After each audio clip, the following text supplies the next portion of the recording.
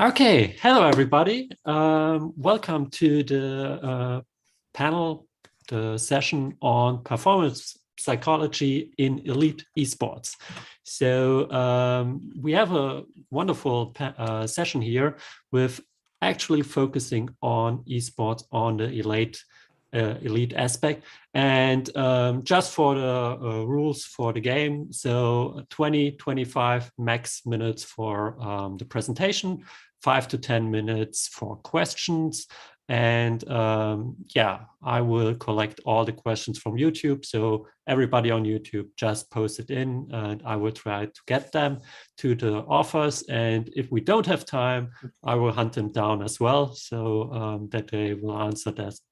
Okay, so first session is from Dylan Poulus from all over Australia, so quite late for him, on the topic longitudinal analysis of stressors, stress, coping, and coping effectiveness in elite e-athletes. So the floor is yours. Thank you, Tobias. Hi, everyone. My name is Dr. Dylan Poulus. I'm a lecturer at the Southern Cross University in Gold Coast, Queensland.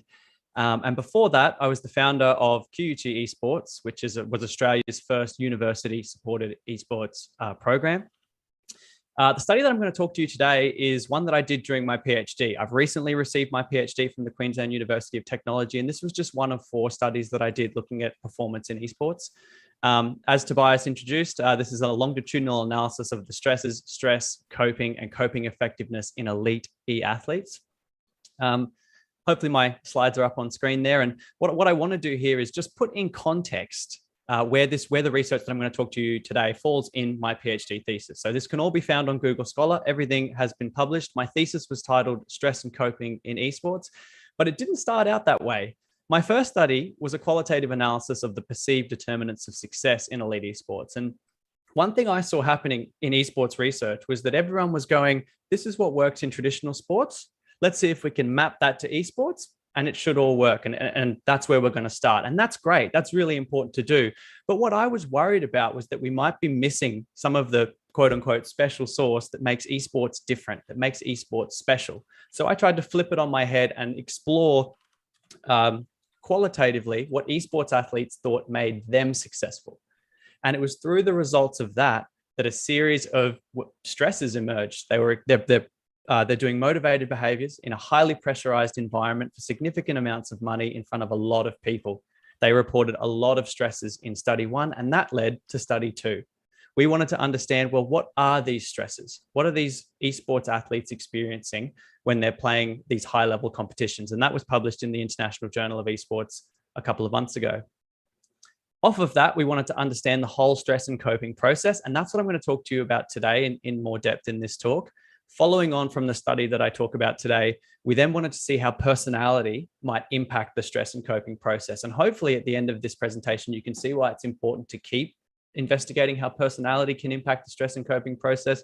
And in study 4, we specifically looked at the influence of mental toughness. It's very important in traditional sports, and we found that it's also important in esports. But onto the longitudinal analysis. So a longitudinal analysis of stresses, stress, coping, and coping effectiveness in elite esports. We got this published in the Psychology of Sport and Exercise. It's on my Google Scholar if you want to go read the paper. Obviously, I can't cover everything that we investigated in the talk today. So before I jump into what we did and what we found, I think it's really important for not only the researchers who are listening today, but to any elite athletes, team managers, coaches, performance staff working in esports at a competitive or elite level to understand the model, the foundational model, the theoretical model that we use to underpin my whole research in my thesis. We use the cognitive, motivational, relational, or CMR theory of stress and coping. And I think it's really important to learn a bit about this. And I'm going to take you through a bit of this before we get into the study itself, because if you have a lot of people say they experience stress, but they don't necessarily know what they mean when asked, well, what is stress? Why is it that something is stressful and something else isn't stressful? And I'm hoping at the end of the first half of my talk today, you've understood that and you can become self-reflective. You can become reflective on how you're experiencing stress if you're an elite if you're an elite athlete or an emerging athlete who wants to get better psychologically. And if you're a team manager or you're a sports psychologist who wants to work in esports, understanding this might help you work with your athletes a little better. So it's this process that I have up on screen at the moment. An influencing factor is simply an event that happens in the performance environment, something that happens that our elite players or the elite players in this study noticed.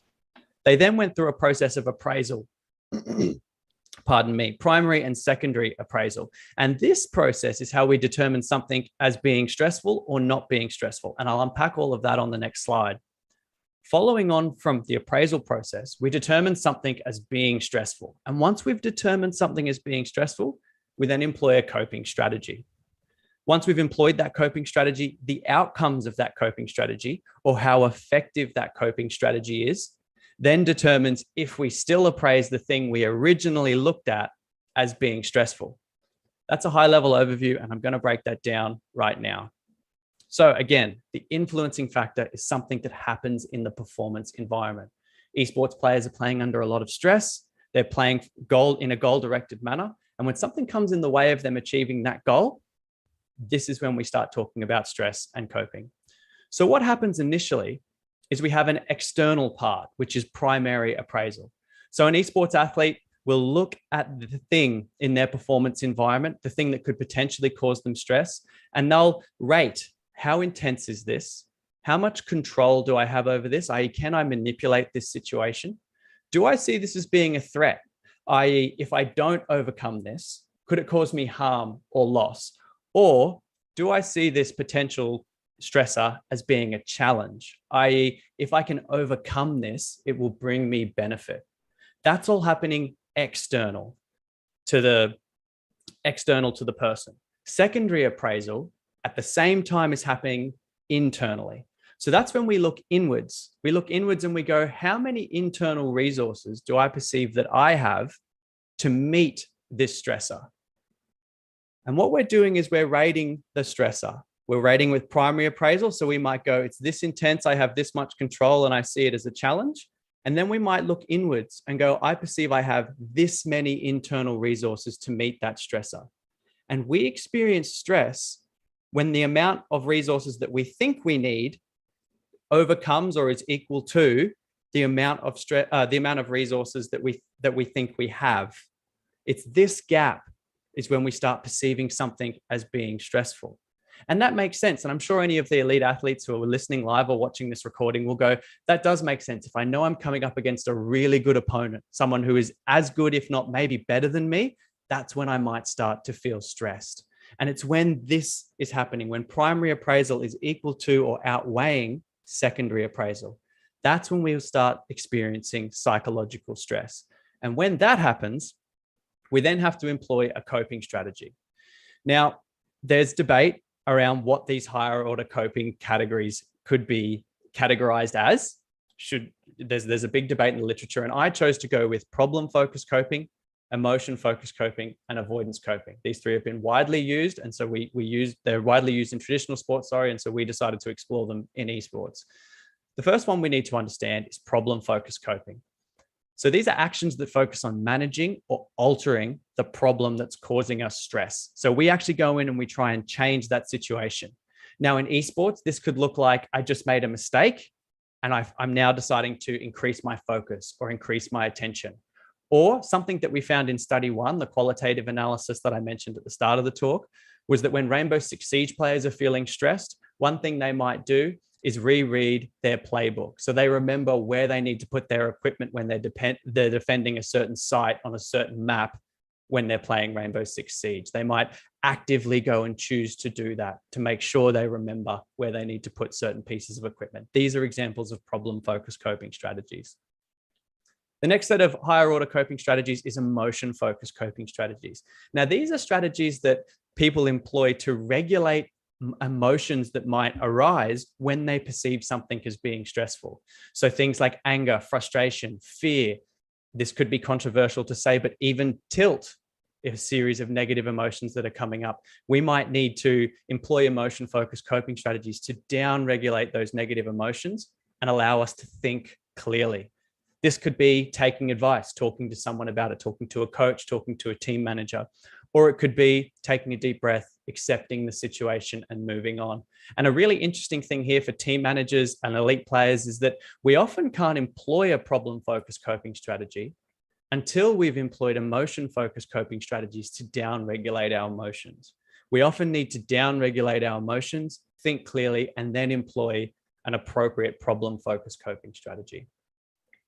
The third set of coping strategies that we investigated were avoidance coping strategies.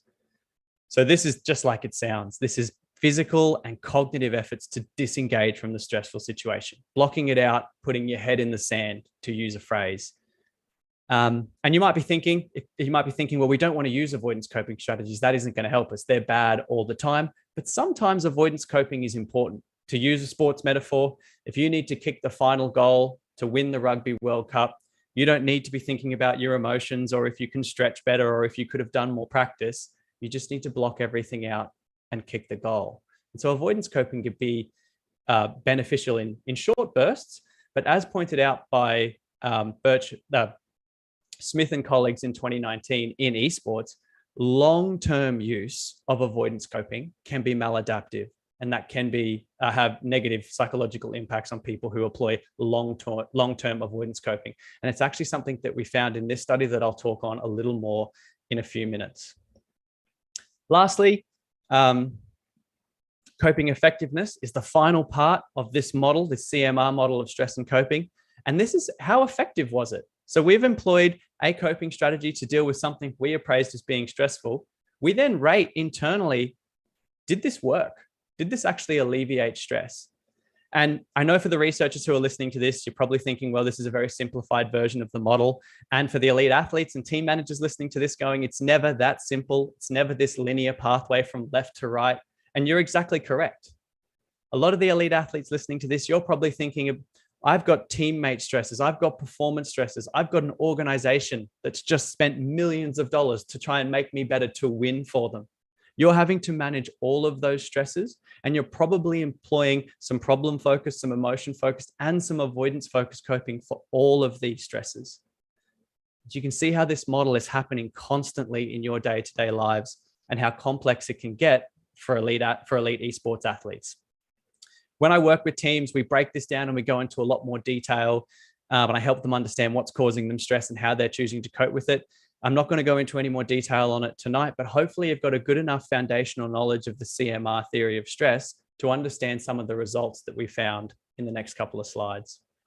So I'm also not going to go into the traditional sports literature because that is what we based all of these hypotheses on, but I will tell you briefly what our 5 hypotheses were when we decided to explore the model I just explained to you in elite esports. We thought, and some of you think these are very, very intuitive, a small amount of stresses will account for the majority of reported stresses. So not that they were going to be stressed out by everything and various different things. We predicted that a few stresses will reoccur over time, and they will account for the majority of stress experienced. We also hypothesized that stressor frequency will increase around competitive matches. A lot of the elite athletes rewatching this will go, well, yeah, of course, they mean the most. The second hypothesis was that competitive match stresses will be perceived as more intense than, say, solo queue or scrim stresses. Again, that seems pretty intuitive. We predicted that increased stressor intensity will lead to the selection of more emotion-focused coping and avoidance coping strategies, i.e., as we primarily appraise something in our performance environment as being more intense, we're going to need to deal with the emotions of that first, or we're just going to block it out. That's what we've seen in traditional sports. Hypothesis 4, problem-focused coping strategies will be more frequently used than avoidance and emotion-focused coping, and problem-focused coping strategies will be rated as more effective than EFC and AC strategies. And it's that last hypothesis, if you remember any of those, that I really want to focus your attention in on, because we actually didn't find support for that. But it's really interesting why I think we didn't find support for that. And it could be how esports athletes experience stress and coping differently to traditional sports athletes. And I'll touch on that in a few slides. So how did we investigate this stress and coping model in esports? Well, we worked with 6 elite male League of Legends players. They were competing in the Oceanic Challenger Series at the time. Now, for anyone who follows the Oceanic League of Legends scene, you'll know that the OCS is no more. We lost the OCS when we lost the OPL. It's obviously bounced back to life, but it's no longer called the OCS. Luckily enough, all the players that we followed from various teams in this competition, all of their teams finished in the top 6. So we got to record them for a really long period of 87 days. How do we record how they experience stress and coping?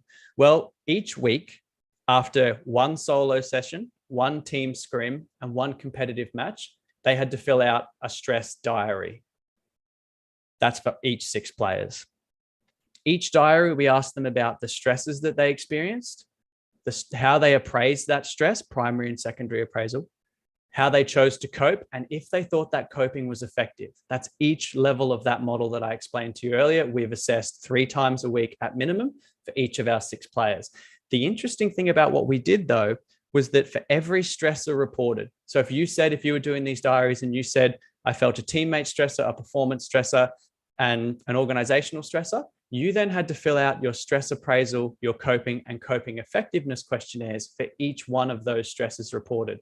So you can see how the number of observations for those researchers listening really started to add up in that 87-day period.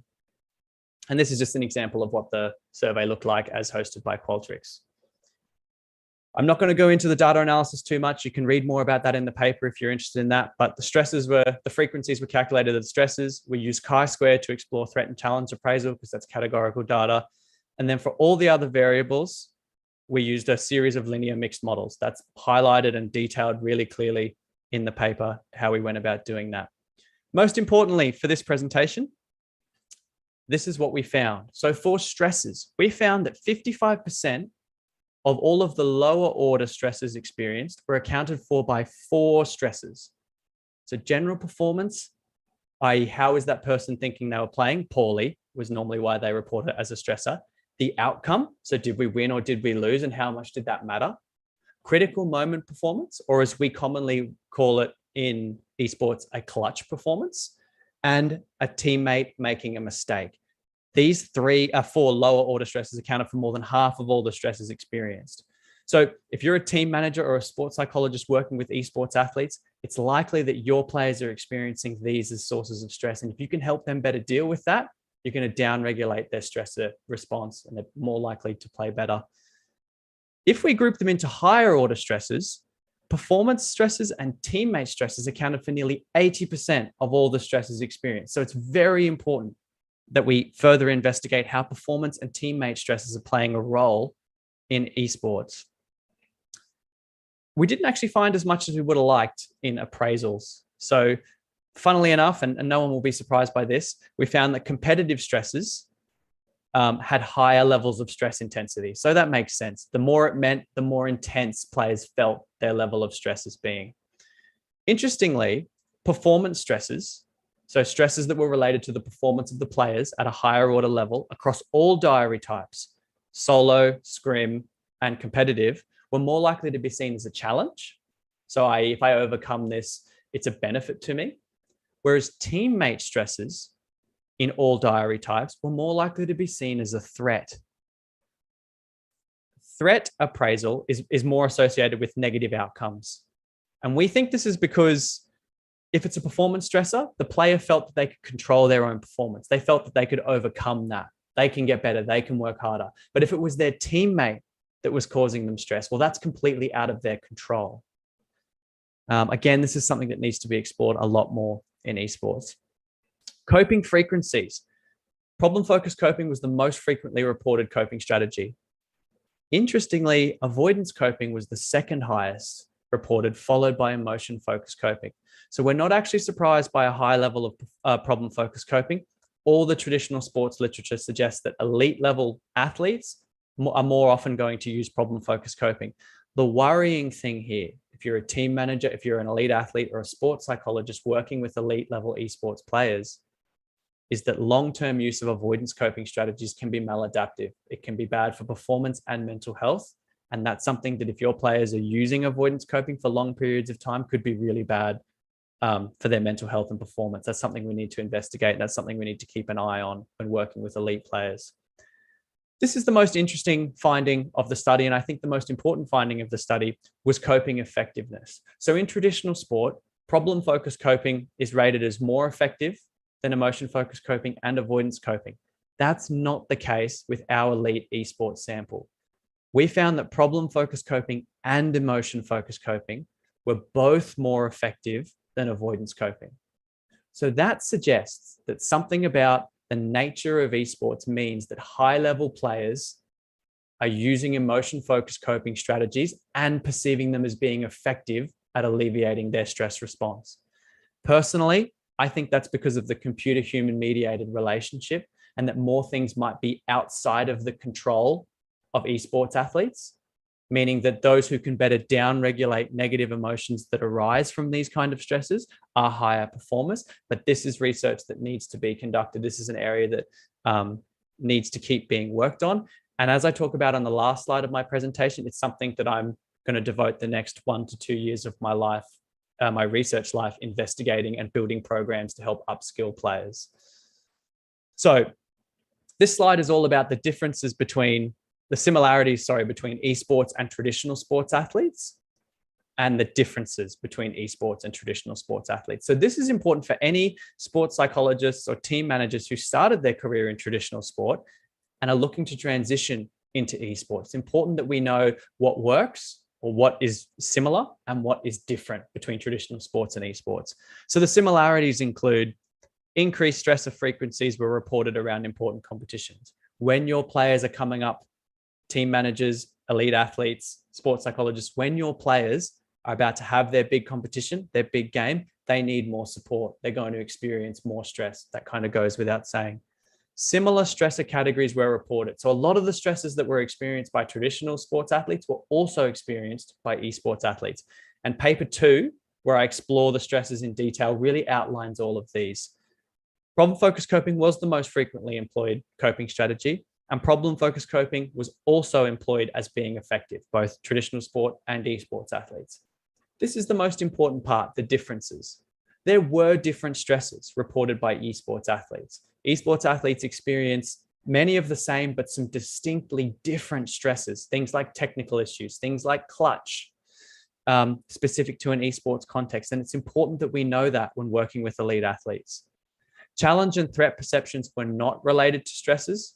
That's probably more of a higher level finding, but it contributes to the theoretical knowledge of the stress and coping model that I investigated.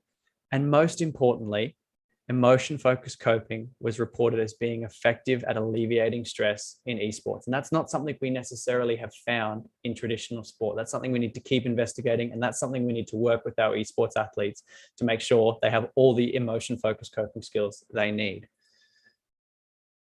Couple of study limitations. So the generalizability, the findings. I only explored League of Legends players in Australia. So these results aren't necessarily generalizable to NA, EU, Asian regions. I need to say that. A limitation of this study, and a limitation of diary studies more broadly for the researchers who are watching this, is that when you report stresses often, so 3 times a week or even sometimes more, you're more likely to capture the most intense stressor, but not necessarily the complex ongoing stresses that might be less intense, but are present more often. Sometimes it's important to use focus groups and interviews to find this, but for the purpose of this research, we use diary studies, and that is a limitation I would like to acknowledge. So future research, I think we're starting to understand this stress and coping process. Future research needs to start exploring how personality factors might influence the stress and coping process, but also performance more broadly in esports. So things like resilience, grit, hardiness, ocean, the big 5 personality dimensions, these need to be explored for their impact on the stress and coping process, as well as performance in esports, because we know they play a critical role from traditional sports research. This is a really important point for me personally. Based on this finding that the stress and coping process is happening in esports, and we're starting to understand its importance in the esports context, we need to start building training for e-athletes to help them better cope with stress. What we know from traditional sports is that athletes who go through a coping effectiveness training experience obviously better coping effectiveness scores, but their subjective in-game performance increases, their levels of psychological distress decrease, and their levels of psychological well-being increase. So it's not only, it's important to understand the coping process and train the coping process in esports athletes, not only to increase performance, but also to increase the mental health of our players and therefore the longevity of our players. I've already developed an esports coping effectiveness training, which I'm piloting with an esports org in February of 2022. I'll try to get those results published and share them with people as much as I can. And we obviously want to, if it's successful, try it with as many teams as we can around the world. I will keep everyone up to date with that. And I think that's a really important piece going forward. Here are some of my other publications. So obviously there's the PhD publications, but I'm also part of a research team with Michael Trotter, who just finished his PhD at the Queensland University of Technology. And 2 of his published papers explore social support, self-regulation, and the esports health, participation, health, and physical activity behavior in esports. So if you're interested in any of the research that I've spoken about today, it's all available online for you there. If you're interested in getting in touch, my email's there and my Twitter is there. Please reach out. I'm very receptive and I'm going to help wherever I can. Before I finish, I want to say a big thank you to the Esports Research Network Conference for having me. These are so important, and this will be remembered as a landmark event in esports research. So I'm super grateful to have been a part of it. Thank you, and I welcome any questions. Awesome. Thank you very much. There are several questions, so we will do 2 questions relatively shortly. One is what measures did you take to control the confounding factors of self-report? So self-report, that is an issue. One thing we did to control this was that we didn't call them stress diaries. So we didn't let the players know that their stress responses were being recorded. These were just performance diaries. So I feel if we told them you're going to be reporting on your stress and we're going to be looking at the intensity and we're going to be looking at the control and it's all about how you dealt with stress, we could have brought in a whole bunch of potential biases because people were like, well, I'm being assessed on this and I want them to think that I'm good at coping with stress. So I'll try to control, I'll try to, say that I'm coping better than I might be. The players weren't really given much information on the stress and coping process other than what they needed to understand to fill out the survey. The broader aims of the study weren't really revealed to the participants till the debriefing at the end. So I guess that's one way, but you are correct. There are limitations to using self-report measures. And that's why we're hoping to use some experimental data in the coming 1 to 2 years. Great question. Yeah, another question here. Do we have any idea how long can last or work PFC and EFC? So is there any habituation, any new stressors that appears with experience? Just so that I've understood the question, it's if we're using a problem-focused coping strategy or an emotion-focused coping strategy over and over again, is there an habituation process and it becomes less effective? I would be making up an answer if I said anything authoritatively, but what I think is that it depends on the nature of the stressor. So if it's a stressor that's ongoing, something that's major, like an interpersonal issue with a teammate, certain stressors that work at the start might not keep working throughout that negative relationship.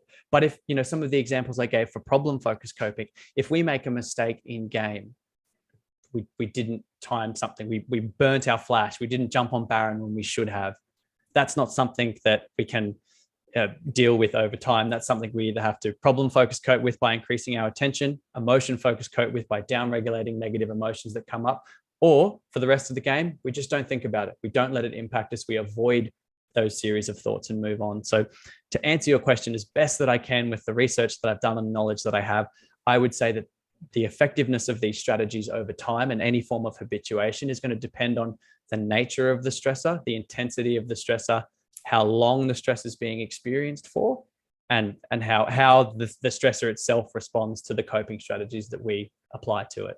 So I'm sorry, I can't give you a more concrete answer. It's a pretty complex question.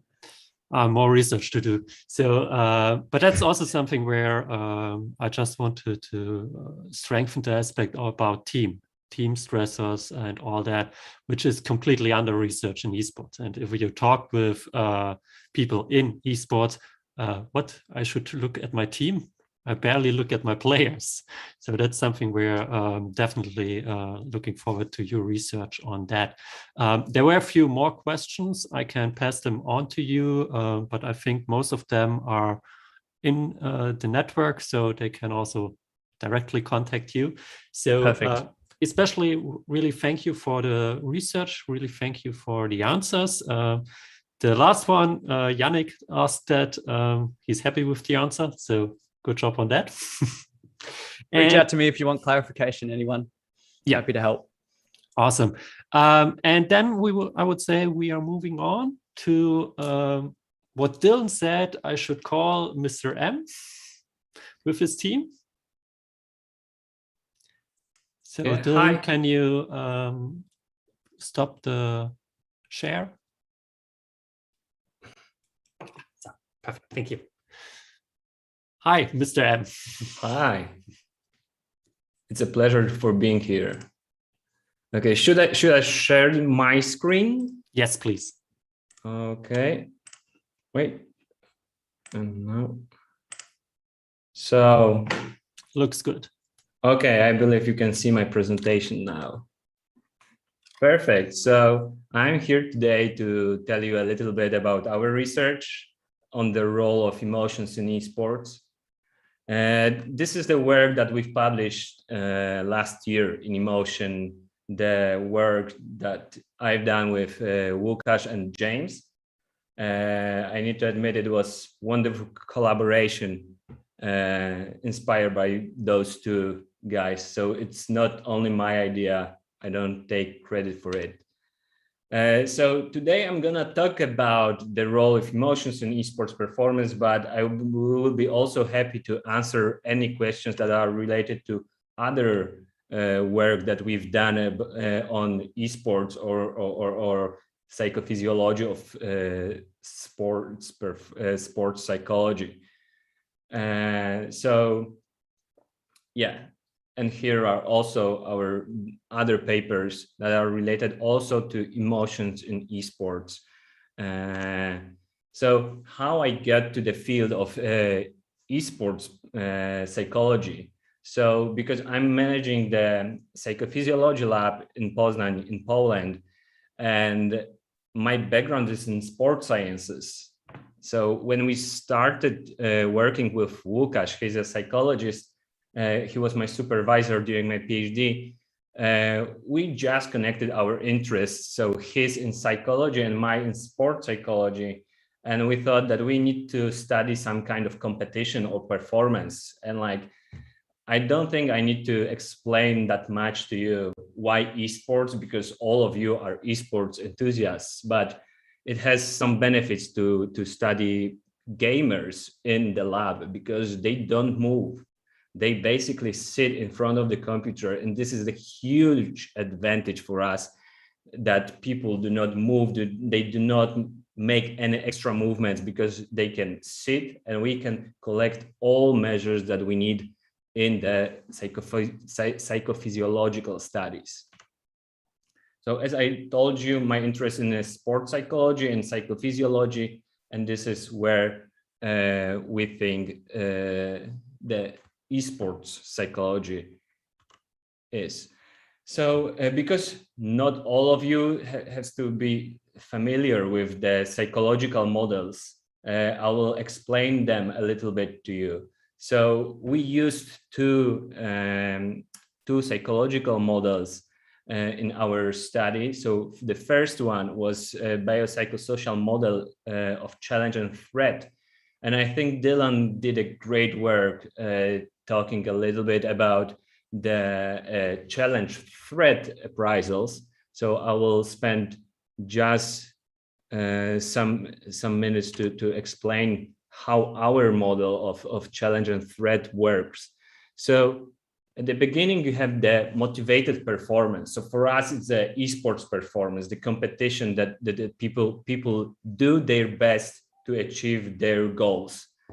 And in this process, they evaluate their resources, so what they can do with the demands. So in esports, for instance, the demands can be the opponents or the game level, whether it's whether they play with the bots or with the live opponents. So when you compare the resources to the demands, then you have the challenge or threat state. So if your resources are higher than the demands, we'll tell that you are in the challenge state. But when the demands are higher than your resources, then we will say that you are in the threat state. But what is important for us, you can observe those states not only at the psychological level, but also at the physiological level. So when people are in the challenge state, their body pumps more blood to the cells, so they also have more energy to perform at the most basic level. On the other hand, when the people are in the threat state, their blood vessels are getting stiff, and even though that the heart is pumping more blood to the bloodstream, they're not getting more energy to the body cells. So this is the most basic understanding of the challenge and threat physiological reactions. And then we think when you're getting more blood to the blood cells or more energy, then you perform more successfully in comparison to the threat state, when which is related to the worse performance. The second model that we used in our study was the motivational dimensional model of affect. So at the most basic level, you can think about emotions as categories like anger, enthusiasm, or amusement, but you can also think about emotions through the dimensions that build the emotion. And the most basic ones are valence and arousal. So whether you feel positive or negative, or pleasant or unpleasant, or whether you feel activated or calm. But there is also the other dimension that is called motivational intensity, that we thought might be crucial in the context of esports. So whether you feel the motivation to approach the game or the competition, or whether you feel the motivation to avoid it. So based on it, we thought that the challenge state will be related to the high approach motivation, and the threat zone or the threat state will be related to the avoidance motivation. That was something new to think about, because the past studies usually related the negative or positive aspects of emotion to the challenge and threat states.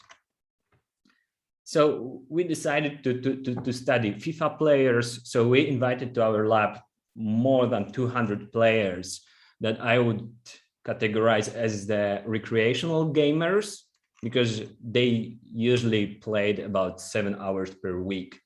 And based on our theoretical models, we created 5 conditions where we elicited 5 emotions or 4 emotions in neutral state.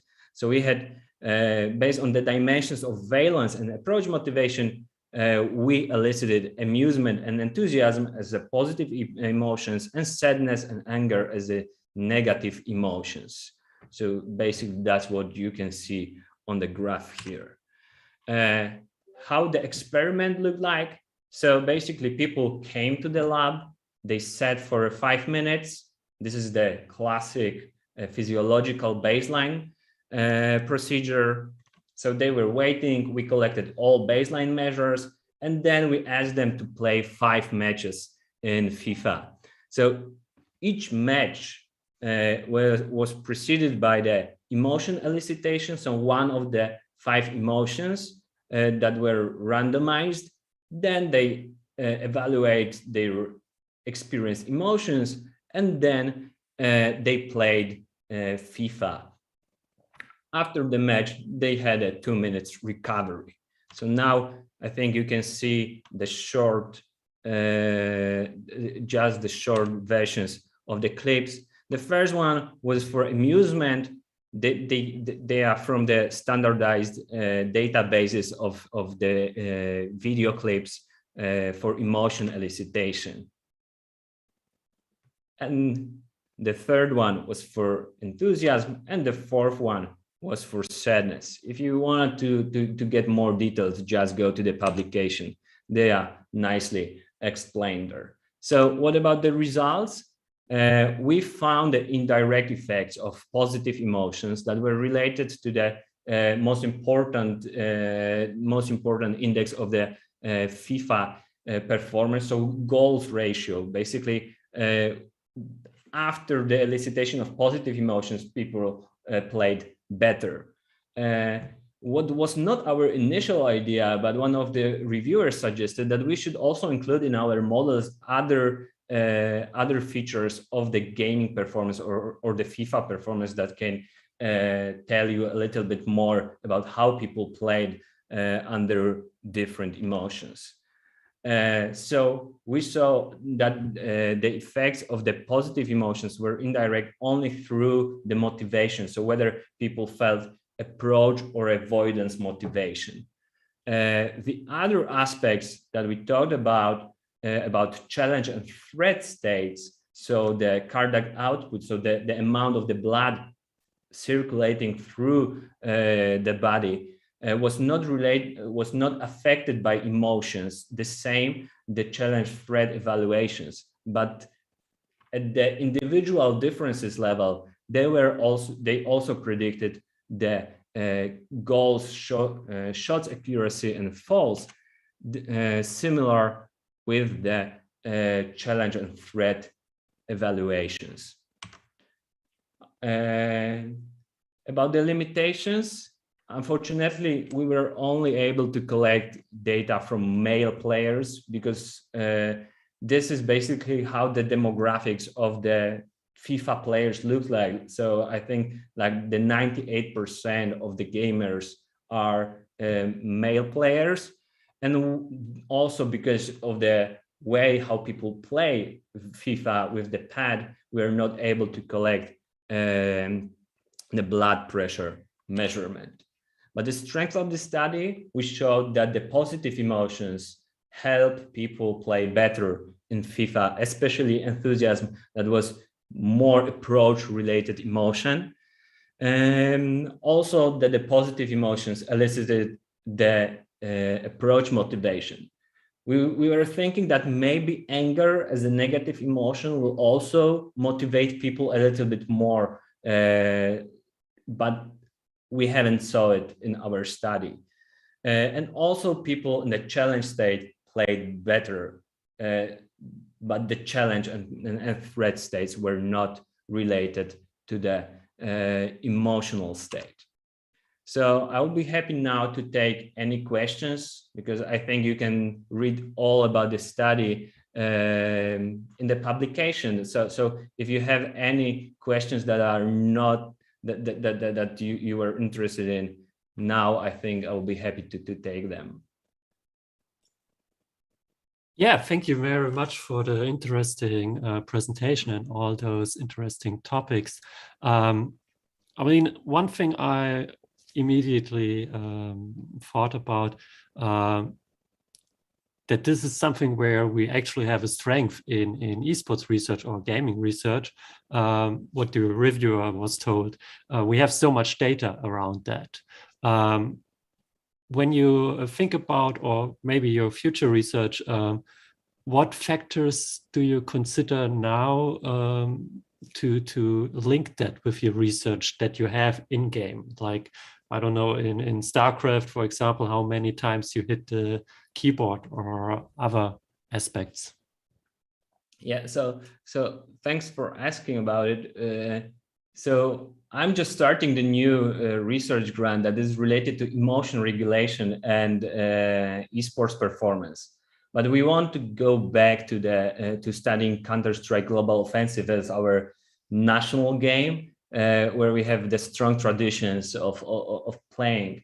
And there it will be a little bit less data related to their performance, because basically the amount of frags, this is how many people were killed by the players, will be our performance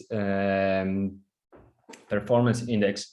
But I'm now also interested in studies done by Mark Campbell in Ireland, because they have great features, the great performance features, where they created the special software that can collect all of the data specific to the Counter-Strike, because the easiest way is to collect the amount of deaths, but with their software, maybe we'll be able also to collect the other measures that are programmed in the software. But you know, like from my perspective as a psychologist or sports scientist, it's not that easy. So we'll probably ask them to maybe get some additional data from the game that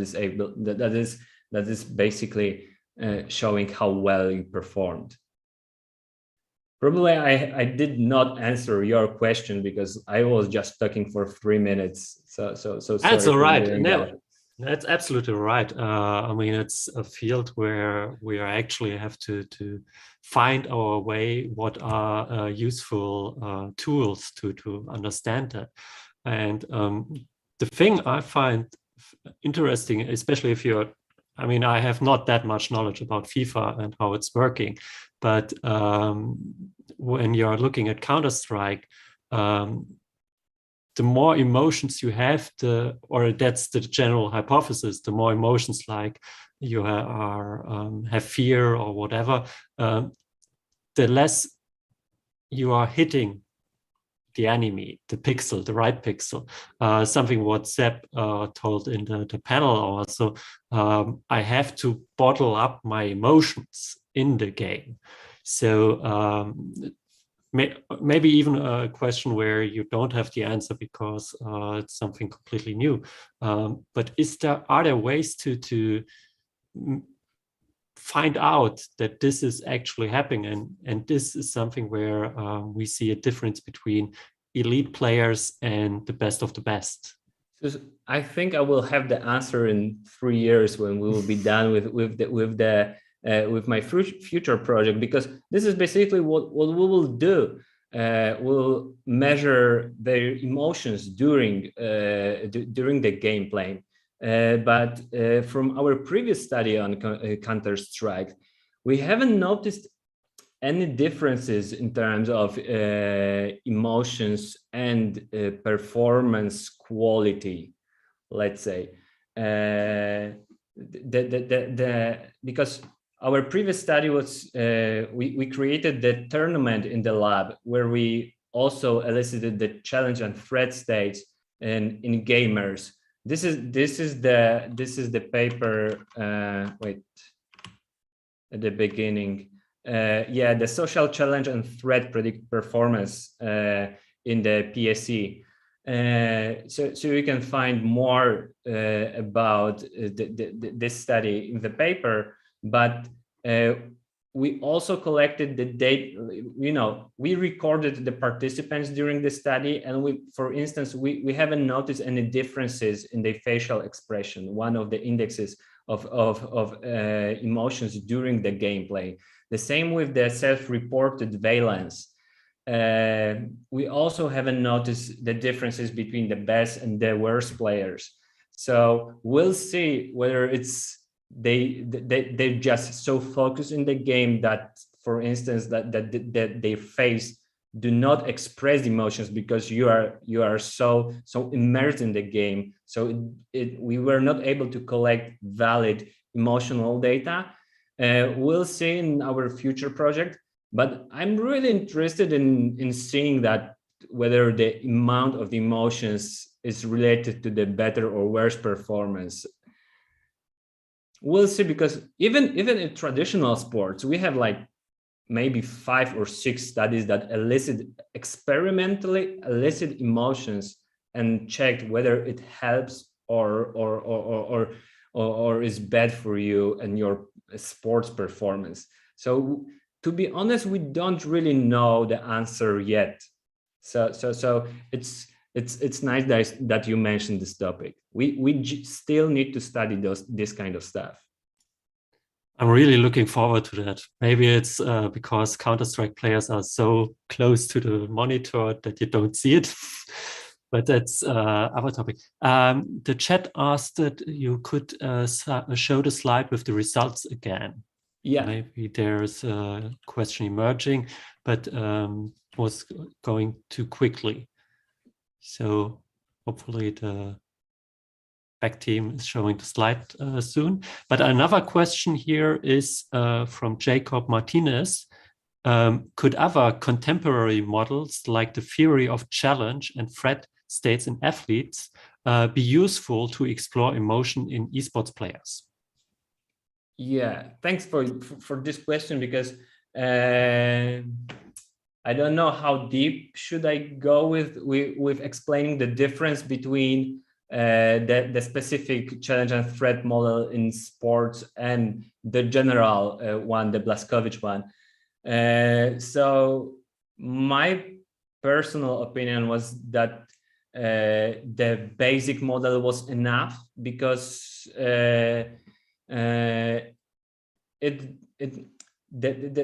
sports model is presenting also the things that are related to the individual differences, so that people are different in some ways, and we were maybe more interested in the general population differences, because like there is so many things to study, and we thought we should start from the most basic point. So that's why we use the challenge and threat model, the basic one, the Błaszkowicz one, and not the Jones ones, the specific for sports. But I don't think that they are that different. The sports one is just more broader, and it shows some additional aspects. But I think now at current stage of the research on esports, we should probably start from the very basic knowledge and then build up to create more specific models.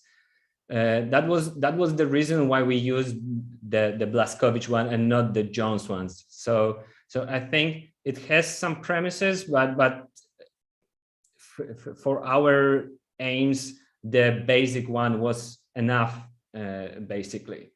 But but the person who asked this question, like, I'll be happy to chat with him and explain more in detail why we used one model over another. It's always the epic question, why that model and not the other one?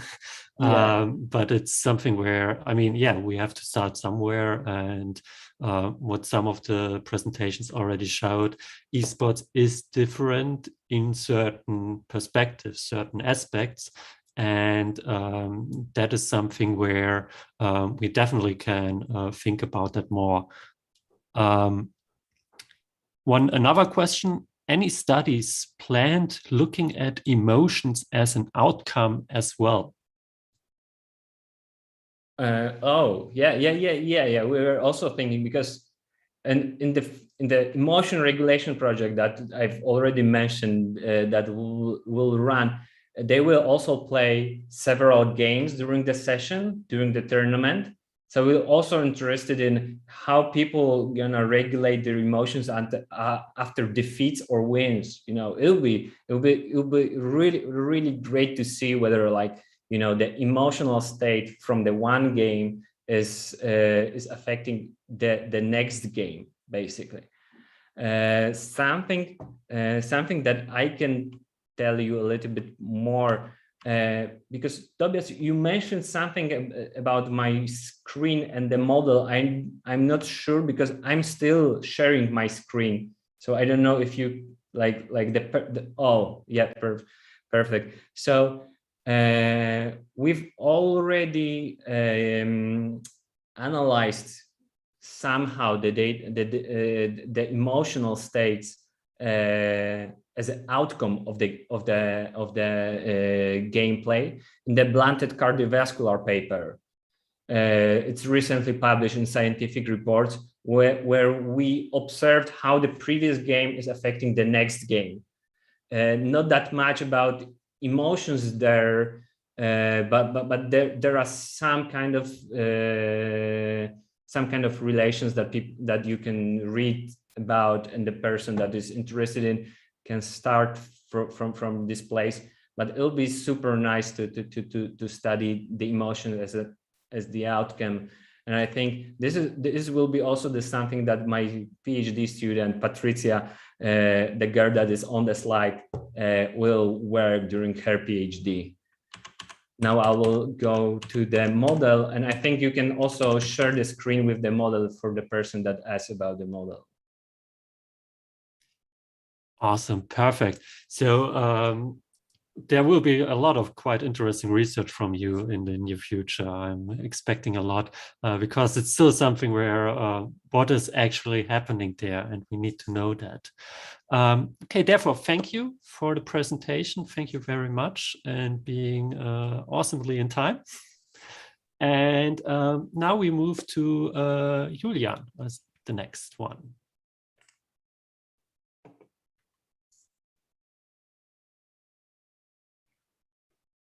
There he is already.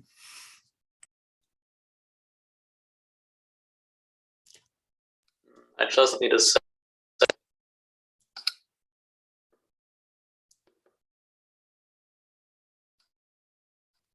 Okay, so Julian will do a presentation on mental toughness in professional esports critical factor. And in his team, there are some handsome other people like Christoph Schild, Bastian Kodjaka, and Team Kuhlmann, and some other random dude called me. And Julian seems to have some technical issues.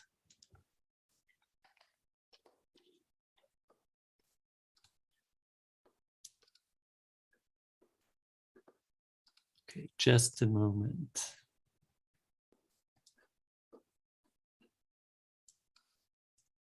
So you are hearing me well? Yes, we hear you. Okay. And just share your slides, please. Perfect. The floor is yours. Thank you, Tobias.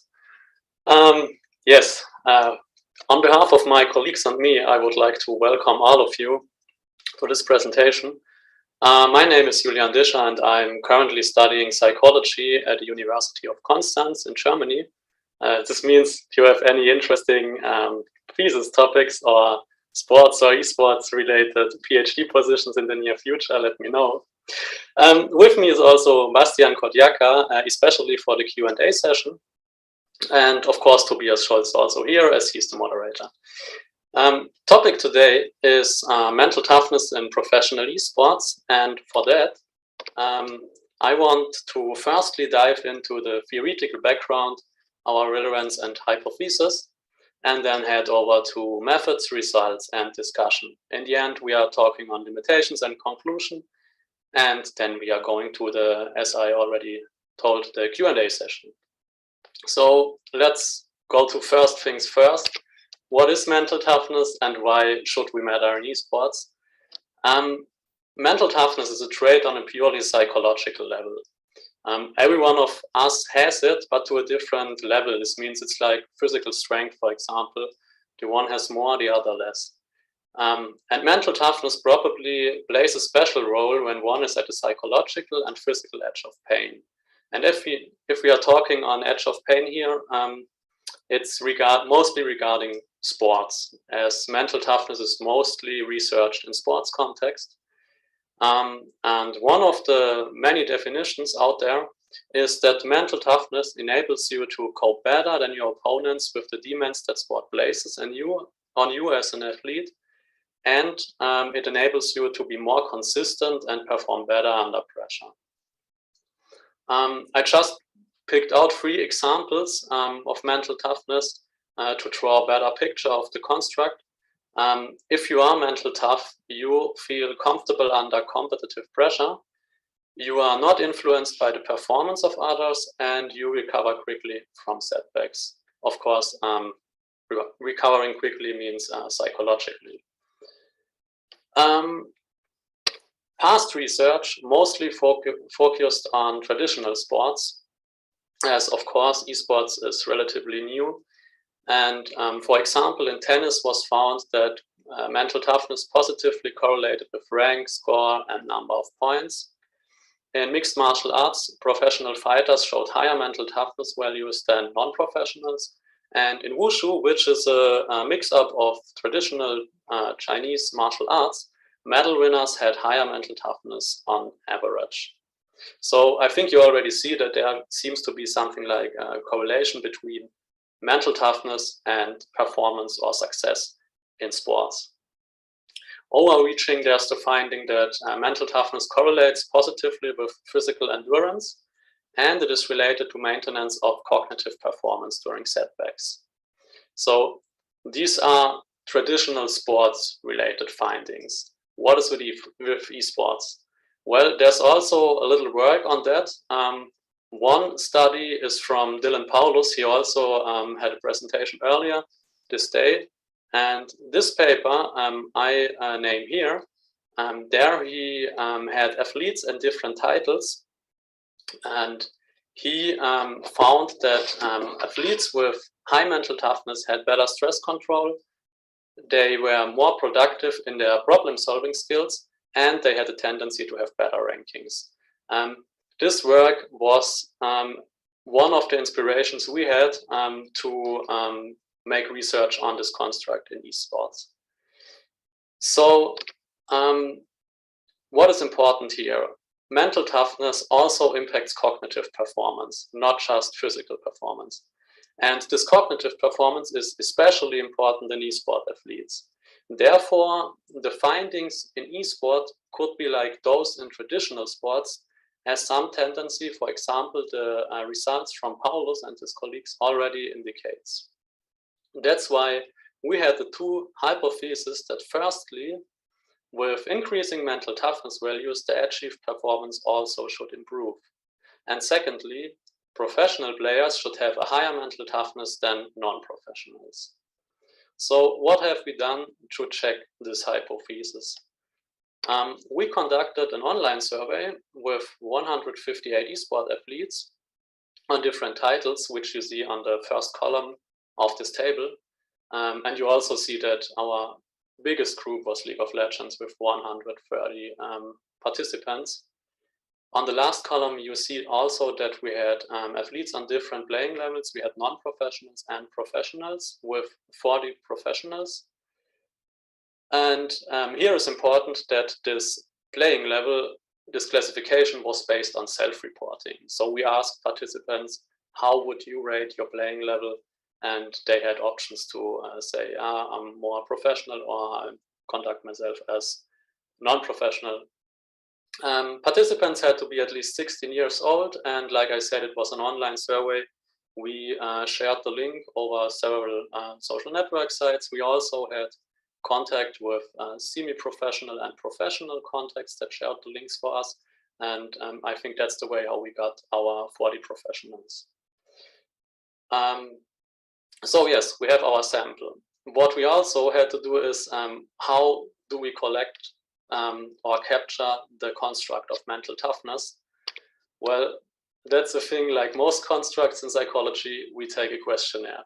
And for that, we use the Sports Mental Toughness Questionnaire, aka the SMTQ, which is a questionnaire designed especially for, or which is originally designed, let's say it like this, for traditional sports environment, as we don't have such a thing as a special questionnaire for esports.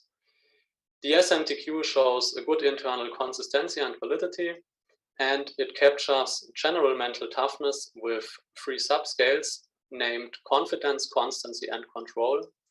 And the SMTQ has 14 items. On the downside of this slide, you see 3 examples of such items. Each item of the examples representing 1 subscale. We have a confidence item, which is I have what it takes to perform well while under pressure. We have a control item with I get angry and frustrated when things do not go my way. And I get distracted easily and lose my concentration would be a constancy item. You also see the scale we used with a neutral option in the middle. I think that gives a little bit of feeling of how the subscales are, in what direction they are pointing.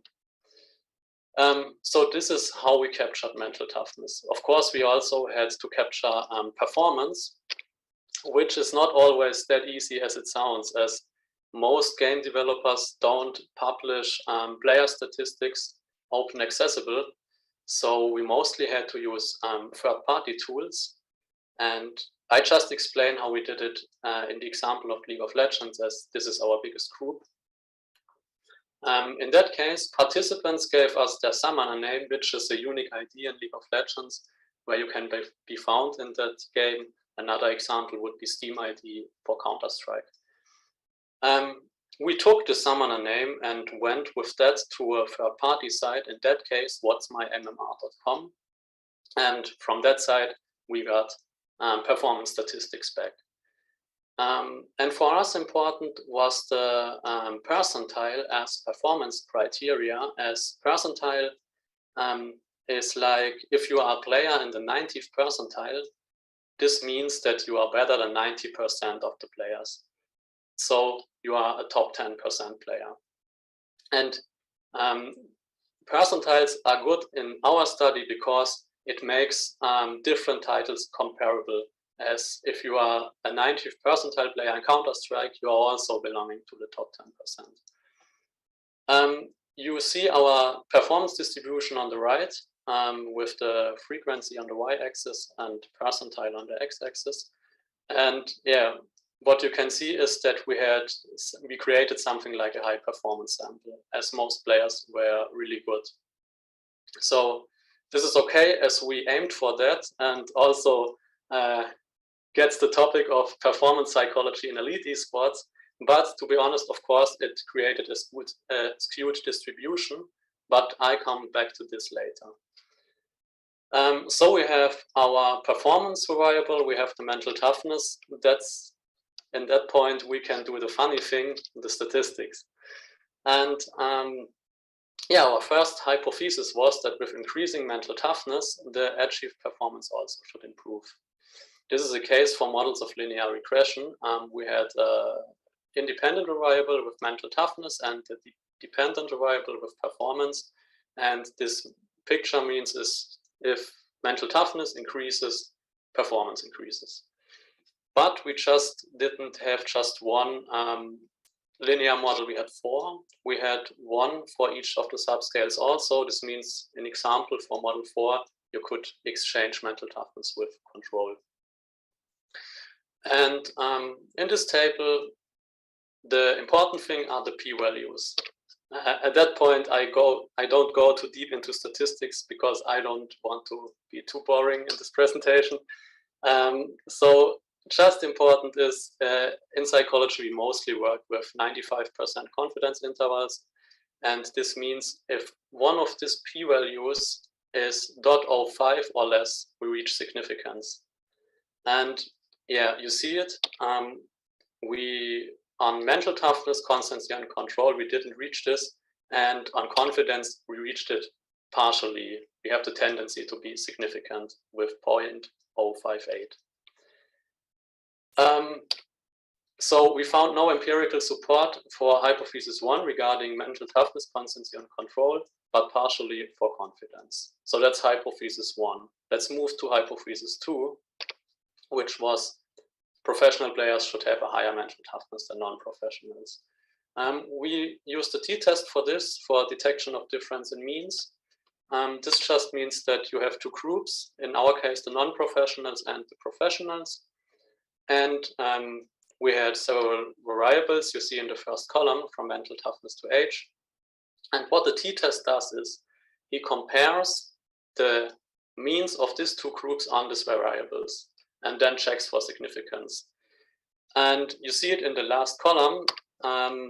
You If you see 1 star, it's significant. If you see 3 stars, it's highly significant. This means, once again, confidence seems to be a factor here as it reaches significance. And mental toughness, constancy, and control did not reach the significance. We also checked explorative for playing time and percentile, means performance. And in that case, professional players performed better than non-professionals and had more playing time. Especially regarding performance, this is interesting, as I already said. Playing level was rated on self-reports. Now, as professionals are indeed better regarding performance than our non-professionals, can be an indicator that at least our self-rating was mostly honest, I think. So we have the t-test, we have the models of linear regression. What do these results mean? Regarding hypothesis 1, data suggests that only confidence has a meaningful influence on the esports performance. This was not found for general mental toughness, control, and constancy. I named the study of Dylan Poulus before and his colleagues, and I think this finding contributes to the results of Poulus, as we had this high performance sample, and I think Poulus had a broader sample. So we can't say that, for example, general mental toughness isn't a thing in esports, but we can say that confidence in high performance samples plays a much bigger role than general mental toughness, control, and constancy. But you have to be careful to compare our results with the results of Poulus, as we use the SMTQ and Poulus used 2 other scales. So in theory, they should capture the same thing, mental toughness, but in practical reasons, we don't really know, as there is no such thing like a study that checks for convergent validity of these 3 scales. So we just have to be a little bit careful here with the interpretation. Secondly, this was our t-test. Professional players should have higher MT than non-professionals. This also was appeared only on the confidence subscale. And you see it, confidence plays a big role here too. This means professionals were more confident than non-professionals. Control and constancy are not as relevant in high performance esports as it is the case in traditional sports. And this brings up the question, where's the difference in that case between sports and esports? And here, once again, the SMTQ is a questionnaire designed for traditional sports, and we use it in esports. So maybe this works, but perhaps mental toughness needs to be measured differently in esports. Maybe we have to ask another question or other questions, or we have to use a different setting. Maybe. So this brings me to the limitations of our study. Firstly, we had a homogeneous sample structure. I named it high performance sample, but of course this limits variance and comparability, as we can't say much about players in, for example, the 50th percentile. Secondly, our participants were mostly League of Legends players, which is also limiting generalizability to other titles, so we can't say much about FIFA, Dota, or PUBG players. To be honest, of course, statement regarding hypothesis 1, it based on partial significance. We didn't reach significance. It was the tendency to be significant. I want to be honest about that. I think if the sample would be bigger, it would reach the significance. Self-report of professionalism was purely subjective, although our professionals indeed were better in performance than our non-professionals. And one big point I have is we recorded performance and playing time with these third-party sites I described before. It's good to have them, as in most games we can have lots of statistics about the most players. We don't have such a thing in traditional sports. But it's like a black box problem. We give the username or summoner name in, and then we get the statistics out. We do not know what happens in between. The results, are they valid, are they accurate? We don't really know, so we have to be careful with that. Best practice would, I think, be to compare different resources. And lastly, like always, it's the sample size. We were allowed to do the statistical tests with the sample size. It was big enough, but I think a few more participants wouldn't have been bad. So, what is the conclusion? The most important point is, I think, that in a high performance sample, general mental toughness no longer plays such a large role as in a broader sample. The confidence factor, this means being confident, seems to play a major role for high performers. And following this, esport professionals could have advantage of confidence trainings, for example. Like I said, there's no questionnaire to capture mental toughness specifically in esports. This is worth a discussion if we need this or not. Is it okay to just use the scales we have in traditional sports? And like I said, we have this black box thing with the performance captures. It's good to have the sites, but it's just a question, is there a better way? I think it's the best option we have at currently for these games. If you know any better resource to get this performance variable, then let me know. I'm really interested in that. And last to say is that I think that's a point for all of us. Esports is, of course, a relatively new thing. Also is psychological success factors in esports, and we need a lot of work on that. I think, for example, the work of Poulus is something like a grounding work, and we can build on that. And for that, it's good that we have something like this conference where we can have different points of view and discuss current and future research and move this into the further direction. Yes, I'm at the end of this presentation. I want to thank you for your audience. I hope it was interesting and clear. And if you have questions for that, we have the Q&A session, or you can contact me afterwards. And I hope you have a good time at this conference. Thank you. Yeah, thank you very much for the presentation, and you did a great job with that. Diving directly in, Evelyn Tan is asking, was a power analysis run based on the previous Poulus paper to find out sample size? And if not, do you have plans to run a post hoc power analysis? We did power analysis before we started to calculate the sample size we need for the t-tests. Like I said, we reached this amount of people, but we reached it and had a few participants more, but I think a bigger sample would have been better. Okay, then the next question, Jacob Martinez. In relation to your findings and with future research, are you able to comment on how we could apply this to mental toughness interventions or programs? So more the practical application of it. I'm not sure if I'm the right person for this. I think this would a good point for Dylan Poulus, as he is inventing, I think, mental toughness trainings.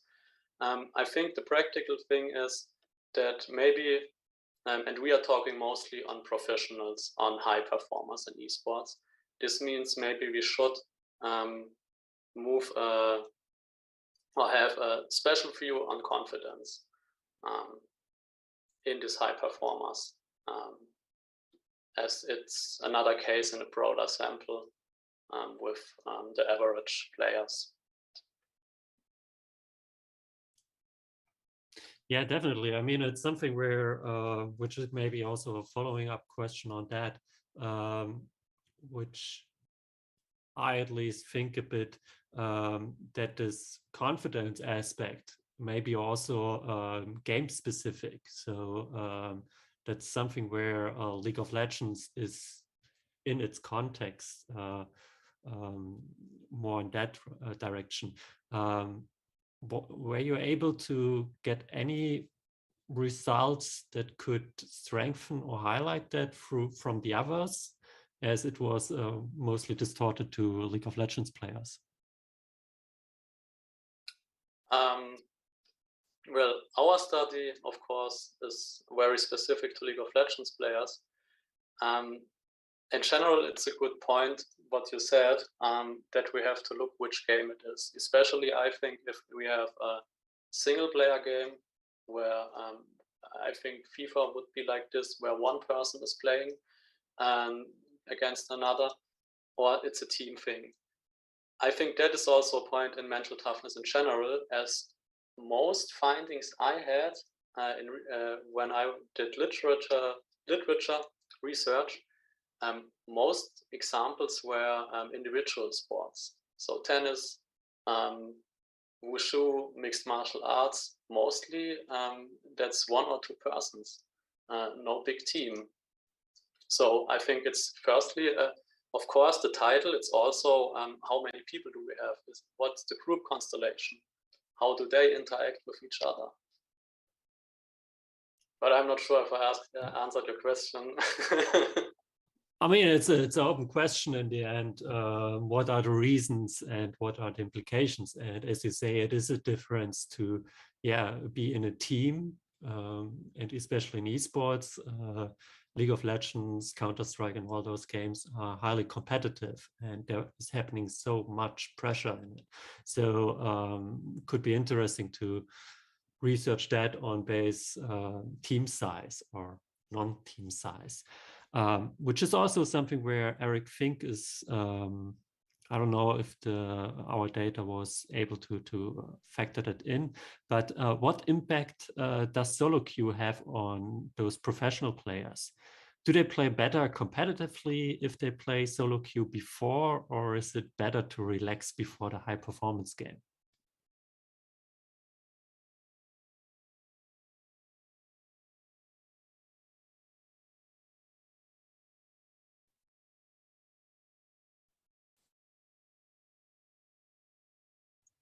I mean, I think I can say something here, so I'm not totally without meaning telling Julian I'll support him in the Q&A session.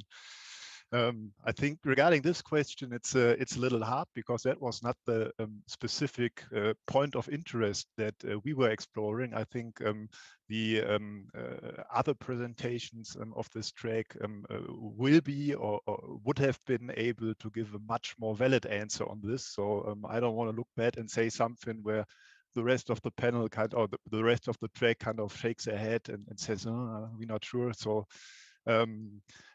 hard to say, but one thing I would like to add regarding Tobias's question before, I think especially constructs like mental toughness are, if we consider the individual level and if we consider the group level, it is kind of, it can be kind of dangerous. So if we work as a sports psychologist, as an example, with an individual and kind of boosting his mental toughness, that might have spillover effects on mental toughness and feeling well and all this of his teammate or her teammates.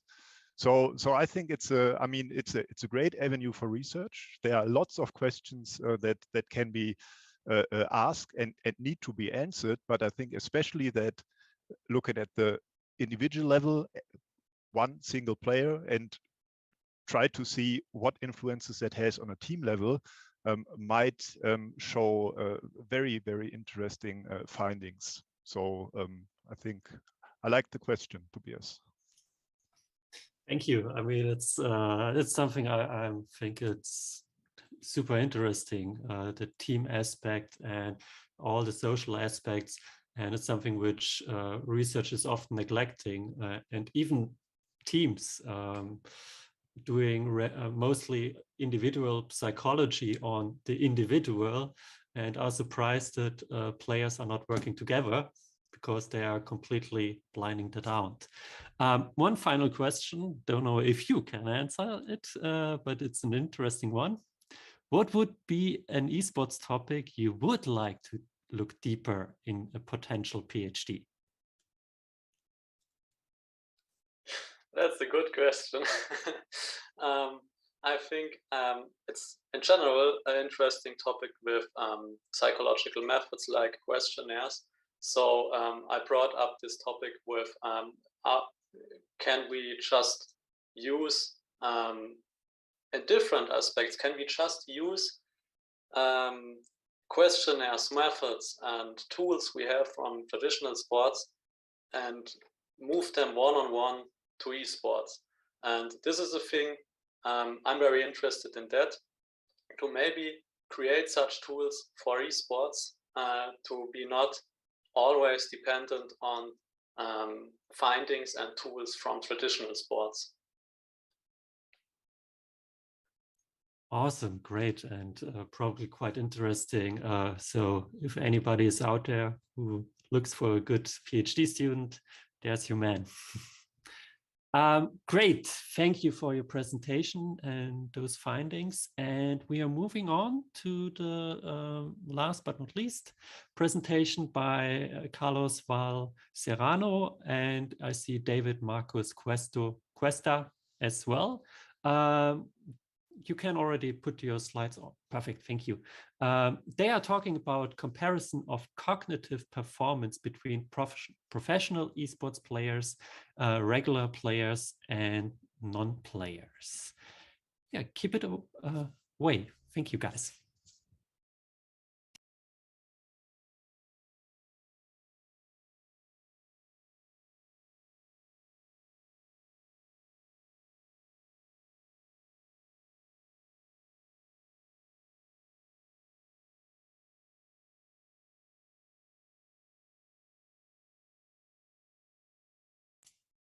You're still muted.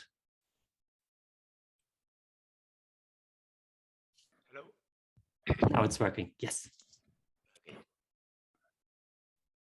Let's go. Let's go. Thank you, Tobias. Hello, everybody. First of all, I would like to thank the organizer of the conference for giving us the opportunity to present our work today. It's a pleasure for me to be part in the first international online conference by the Esports Research Network. My name is Carlos Valls, and I'm assistant professor at UCAM University, and I will present our work entitled Comparison of Cognitive Performance Between Professionals, Esports Players, Regular Players, and Non-Players. This work has been developed with the collaboration of my team, Assistant Professor Cristina Francisco from the Sevilla University, Assistant Professor Alfonso Caracuel from Granada University, and the psychologist David Marcos Cuesta.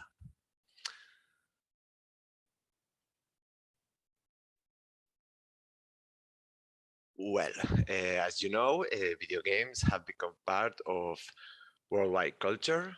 The number of video game players continue growing year by year, and it's expected to reach 3.07 billion players in 2023. The last revolution in the video game industry was the advent of esports, and right now it is calculated that esports has 465 million viewers. Among all esports, League of Legends stands out above the rest. League of Legends is one of the most viewed esports on streaming platforms. The game has demonstrated to have a solid base of players, and their competitive scene is one of the most important around the world. The competitive scene has evolved notably, ranging from amateur tournaments to national and regional leagues. As a consequence, esports organizations have had to evolve at the same time, and most of them have imitated the operating model of traditional sports. So to attend the specific demands of esports players, team staff are formed by several professionals as nutritionists, as physiotherapists, psychologists, etc. And regarding the last one, psychologists, they play an important role in a team. His work is diverse and is focused on aspects related to mental health, team cohesion, work, and high performance intervention, among others. But due to the peculiarities of esports, they should address other features that are not so important in traditional sport. Let's see. Sports are diverse and each sport has different demands. For example, some sports are primarily physical as rugby, and other sports require also physical conditions but also have cognitive demands as gymnastic or motorized sports. And finally, there are sports as chess or esports in which the nature is primarily cognitive. In other words, a psychologist not only must address emotional issues, but also need and can intervene on cognitive abilities to improve esports performance.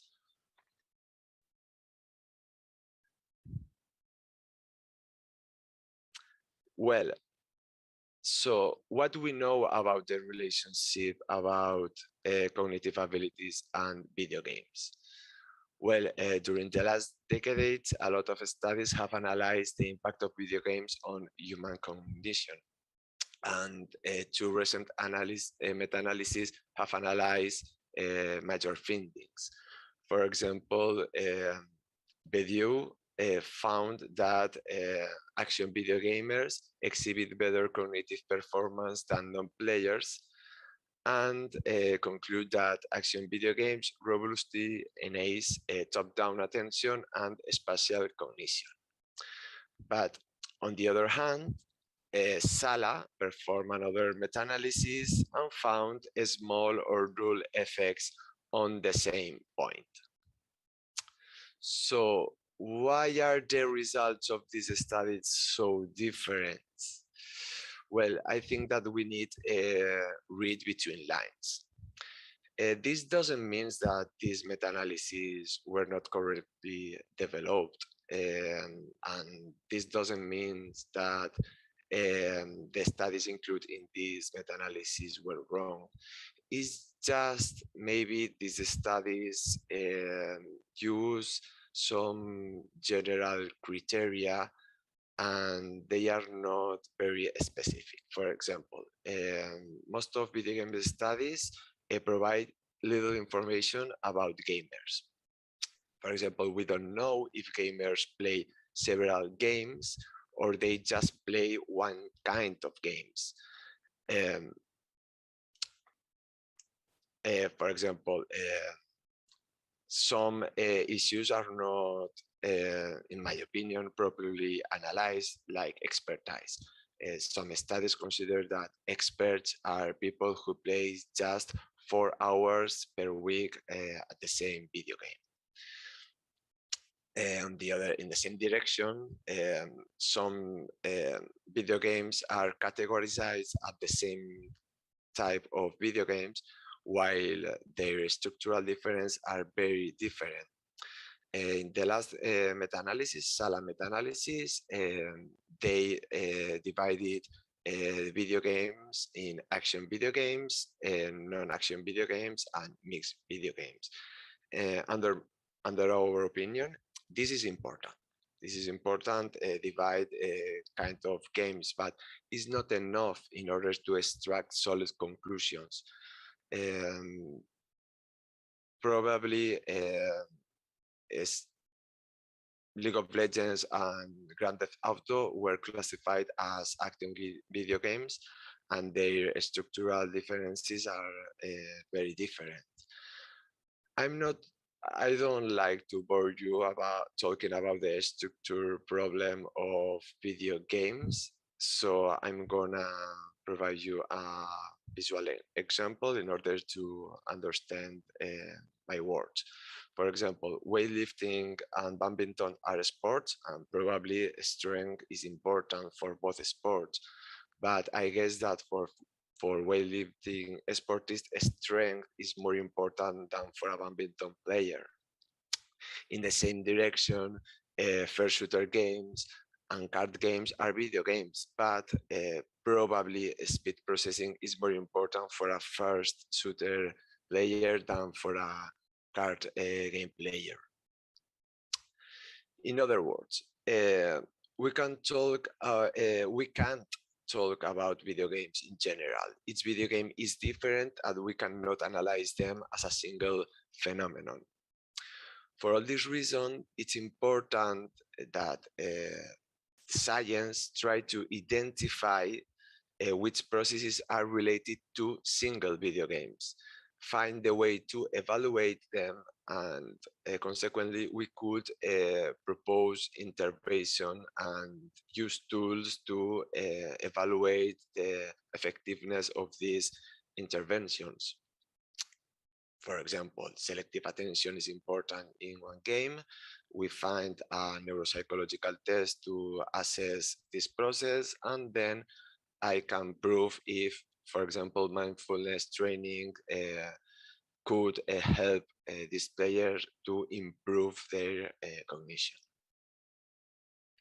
In resume, esports have had an explosive growth. Organizations and professionals need tools to respond to the demands of professional players. And little is known about how cognitive abilities are related to performance. Most of the studies have an obsolete methodology. Investigation need to take a step forward and provide reliable information based on specific games, single games, controlling in-game variables, controlling confounding variables, for example, the possible presence of, in the sample of people with internet game disorder, and using representative samples. And finally, few studies have been developed in poor League of Legends players. For these reasons, the main goal of this study was to compare cognitive performance among professional LoL players, regular players, and non-players in different cognitive domains. Okay, let's go to see the methodology of this study. In this study, we use three groups of participants. The first group was formed by 8 professional LoL players. The second one was formed by 10 regular LoL players, and the third one was formed by 10 non-players. Well, the sample is small, but then at the end in the discussion, I will share my opinion and update this information. Well, the inclusion criteria for gamers were being LoL players who have played more than 100 games, male players, and poor genre players. That means that participants have spent at least 62.5% of total hours dedicated to video games to play just League of Legends. For non-players, the inclusion criteria were males who play less than 2 hours per week, and the exclusion criteria for all groups was the presence of a disease affecting the functioning of central nervous systems, drug consumption, of the presence of internet gaming disorder. Well, I'm gonna present the professional players. They were recruited from the UCAM Esports club.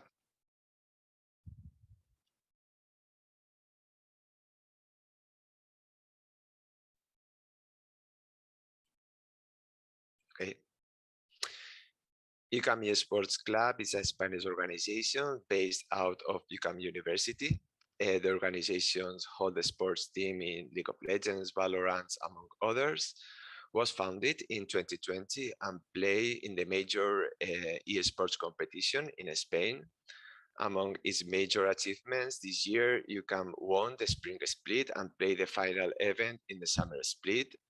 The team also played in one of the most important competitions in Europe, the UE Masters, and in its first year competing in this tournament, they reached the quarterfinals and semifinals.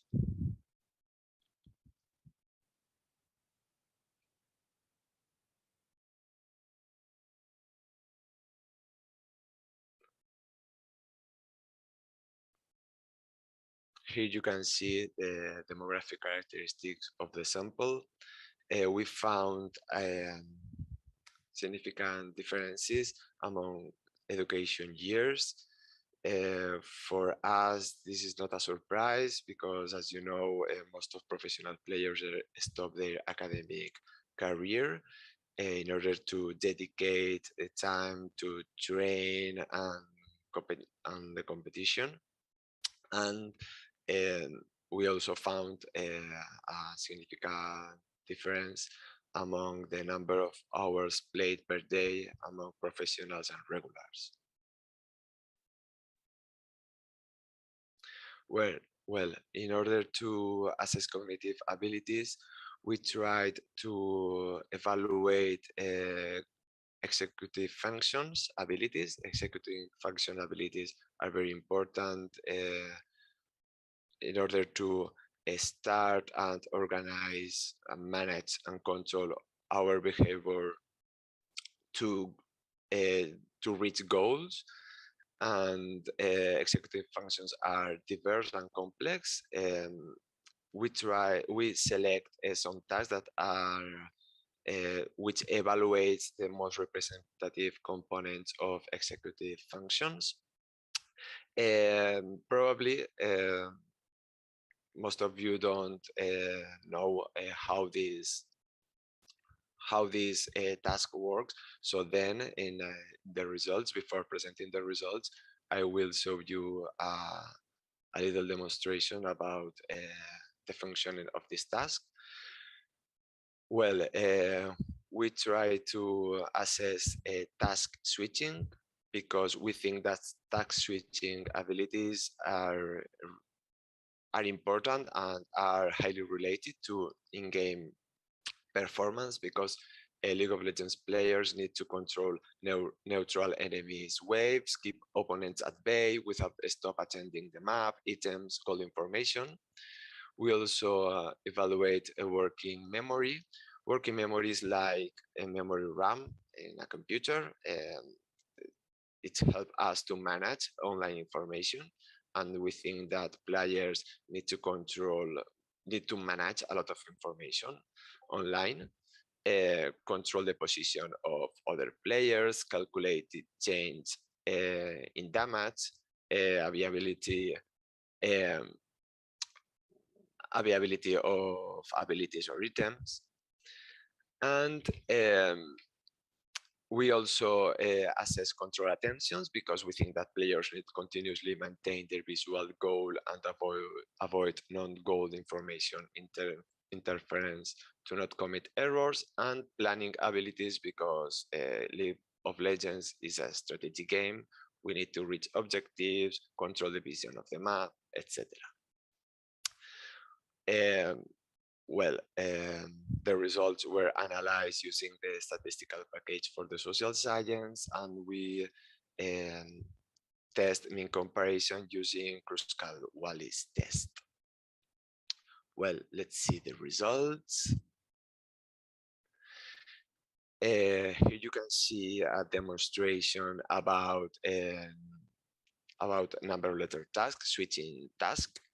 This task is a measure cognitive switching, and you can see a 2x2 matrix with a pair of characters that rotate in a predicted clockwise direction. The task is focused on a letter or number criterion. It means that in number task, participants must decide if the number character is odd or even. During the letter task, participants must decide if if the character is consonant or vowel. And in a final assessment, participants must face both tasks. In this case, we evaluate the switch costs that have the participants when they change among letter task and number task, because they have to change their criteria, task switching.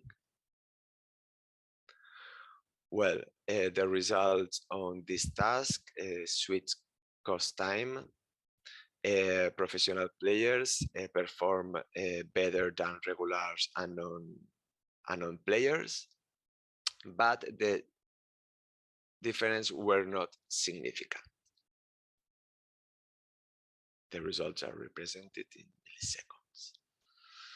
Okay, regarding the working memory task, Corsi blocking task. In this task, 9 squares are shown, and then a sequence is reproduced. The objective of participants is to remember the sequence. If participants correctly remember the sequence, in the next trial, the sequence will be longer.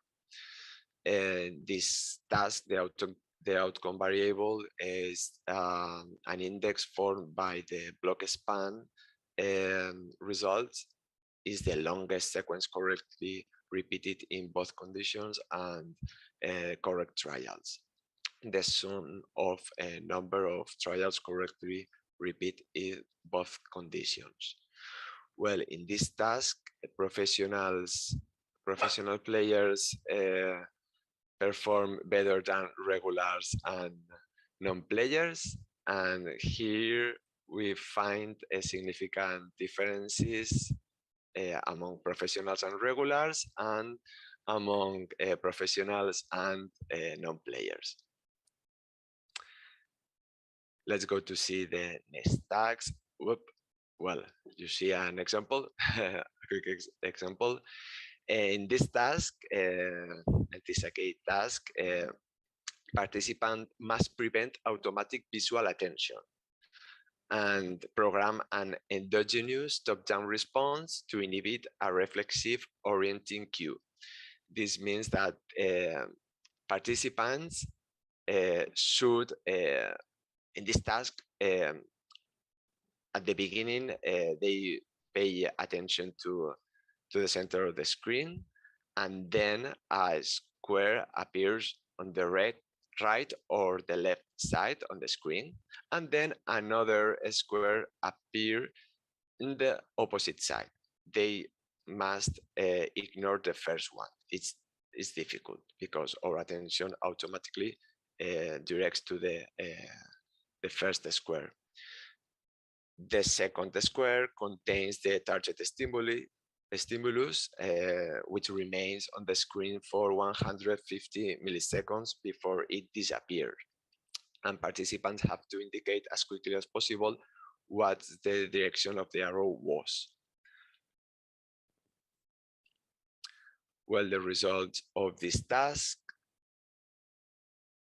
were the following, and we don't find differences among accuracy rates, but we find differences among reaction time among professionals and non-players. And finally, planning the Tower London task as a planning task. In this case, participants have to reproduce the top positions of the screen to the bottom position of the screen. There are different problems and they have different difficulties.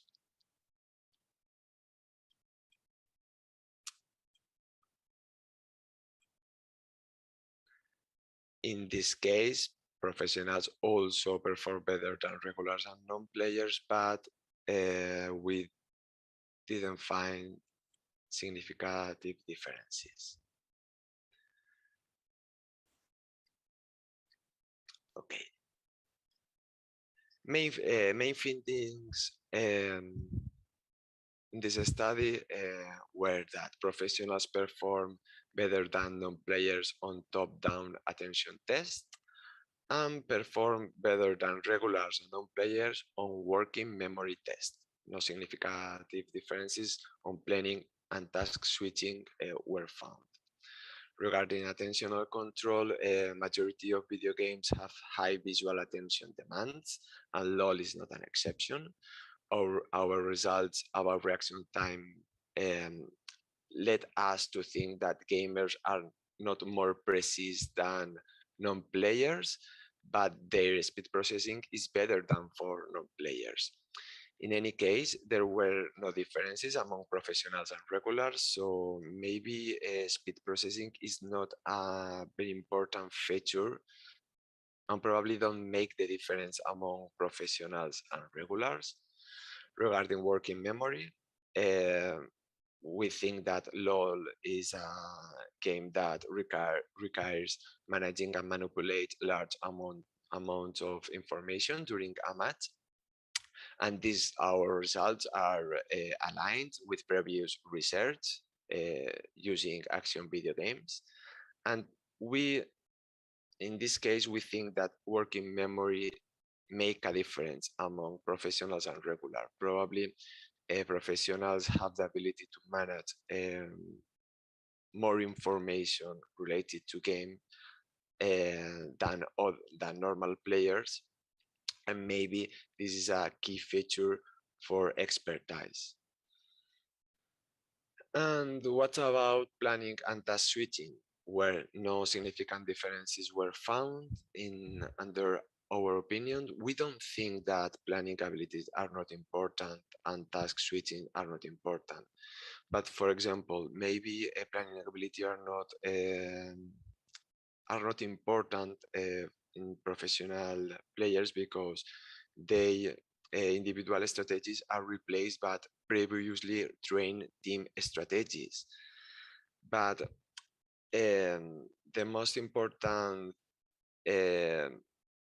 explanation about the things about these results, we think that is due to the task use.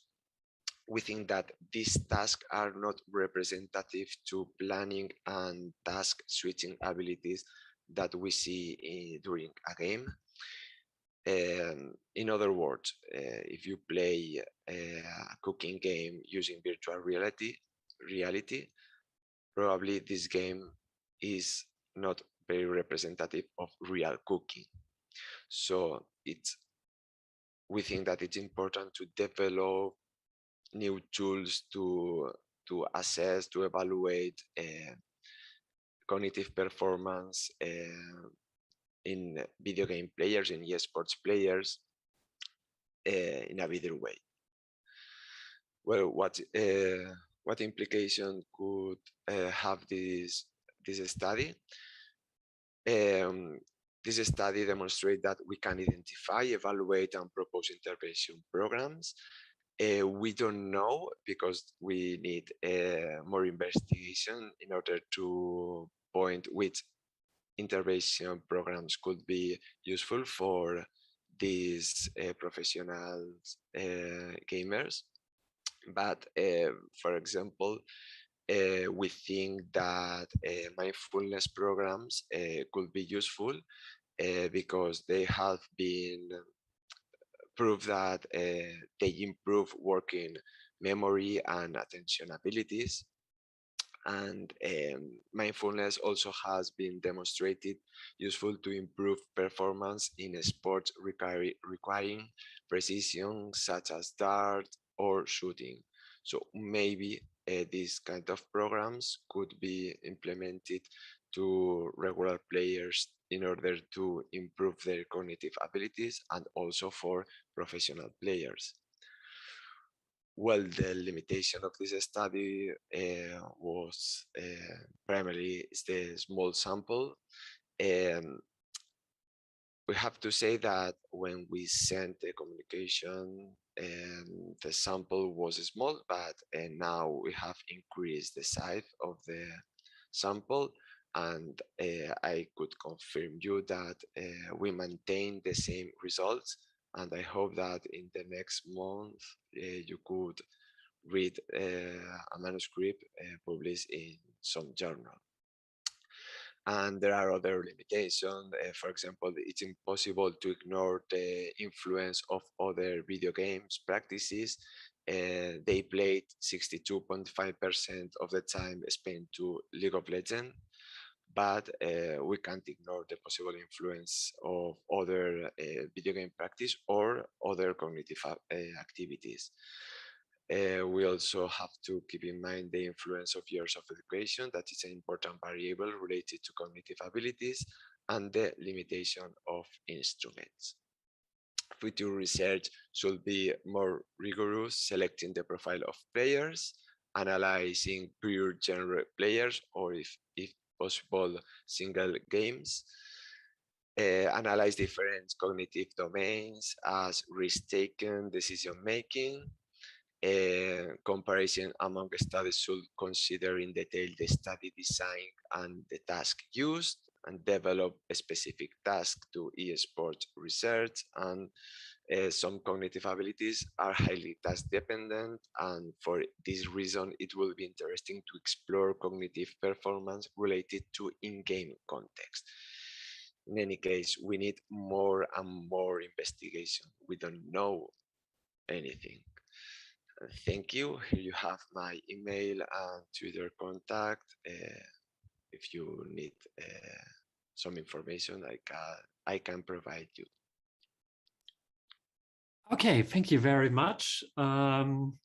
As we are running out of time, one short question from the chat. Joanna Diaz asked, do you think motivation or the lack of motivation in the case you're studying can somewhat explain your results? In gaming or in League of Legends, they are super motivated to win. Here, maybe less motivated. Yes, of course, human behavior and cognitive performance is influenced by a lot of variables, motivation, emotion. Maybe you didn't sleep correctly the last night, but we can't control a lot of things. In any case, in this study, participants were paid for participating in this study, and we think that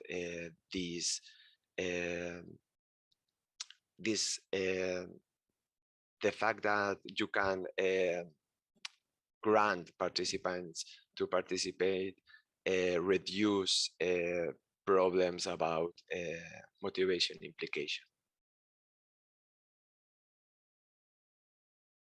Awesome. Thank you very much. And yeah, thank you everybody participating in the panel and in the session.